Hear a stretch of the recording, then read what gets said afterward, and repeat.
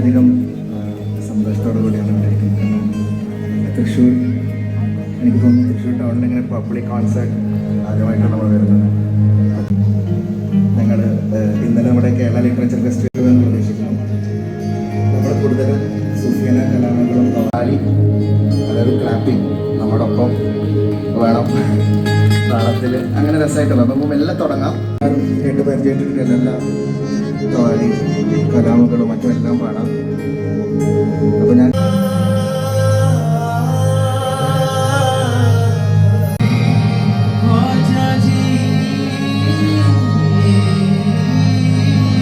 ഭക്ഷണം കഴിക്കാനുള്ളത്, അവർക്ക് കുടിക്കാനുള്ളതൊക്കെ ആയിട്ടുള്ള ഏരിയകളുണ്ട്. ഇവരെ എല്ലാവരുടെയും മാടുകളൊക്കെ ഇവിടെ കൊടുത്തിട്ടാണ് അവർക്ക്. അപ്പോൾ സ്റ്റേജിൻ്റെ സൈഡിൽ ഇതൊക്കെ ഉണ്ട്. അങ്ങനെ ഭയങ്കര ഒരു വെറൈറ്റി, എന്താ പറയുക, അങ്ങനെ ഒരു കാഴ്ച നമുക്ക് ഇതിനു മുമ്പ് കിട്ടിയിട്ടില്ല.